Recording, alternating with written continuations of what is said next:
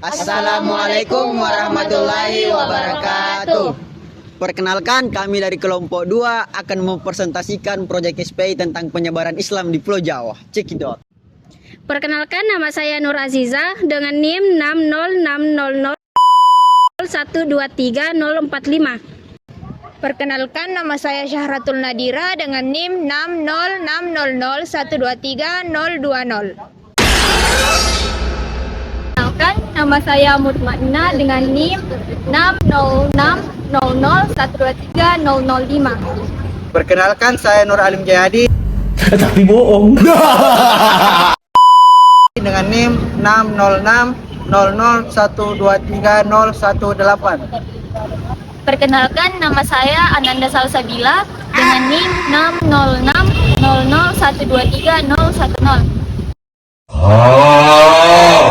Perkenalkan, nama saya Fahri Bahri dengan NIM 60600123043.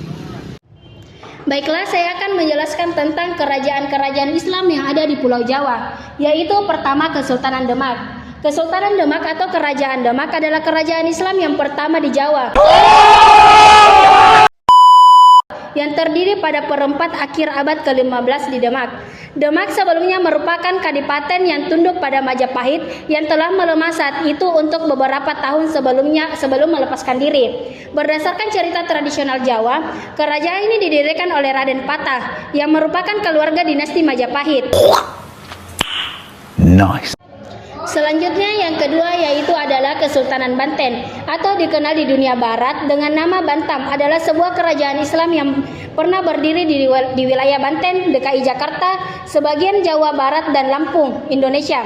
Kesultanan ini berada di sekitar tahun 1526 ketika Kesultanan Cirebon dan Demak memperluas pengaruhnya ke kawasan pesisir barat laut Pulau Jawa dengan menaklukkan beberapa kawasan pelabuhan, kemudian menjadikannya sebagai pangkalan militer serta kawasan perdagangan sebagai antisipasi dari terwujudnya perjanjian antara kerajaan Sunda dan Portugis di tahun 1522 Masehi.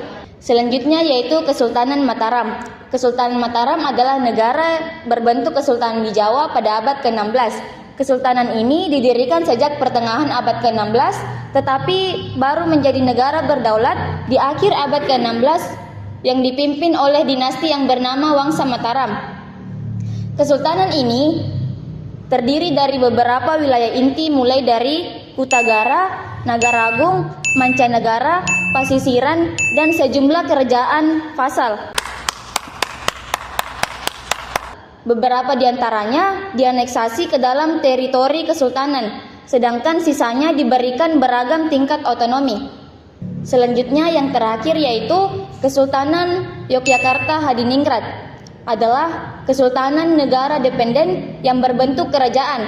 Kedaulatan dan kekuasaan pemerintahan negara diatur dan dilaksanakan menurut perjanjian atau kontrak politik yang dibuat oleh negara induk kerajaan Belanda bersama-sama negara dependen Kesultanan Yogyakarta. Baik, selanjutnya saya akan menjelaskan tentang tokoh-tokoh penyebaran Islam di Pulau Jawa. Yang pertama, Raden Patah. Raden Patah yang lahir pada tahun 1455 dan wafat di Demak pada tahun 1518 Masehi adalah penguasa Demak yang memerintah pada tahun 1478 sampai 1518 Masehi. Selanjutnya yaitu Sultan Agung. Sultan Agung dari Mataram. Sultan Agung Adi Prabu Anyakrakusuma lahir di Kutugade, Mataram pada tahun 1593. Meninggal di Karta, Mataram pada tahun 1645.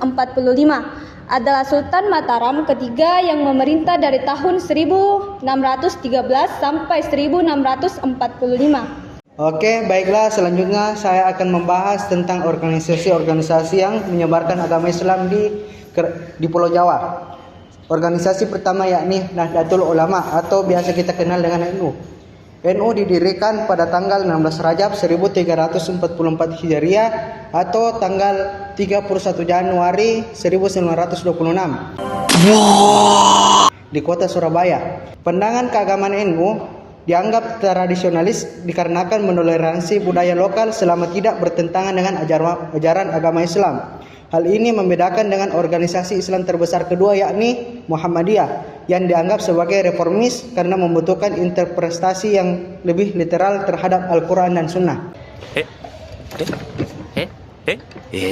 Itulah tadi presentasi dari kami. Saya perwakilan kelompok 2 pamit undur diri.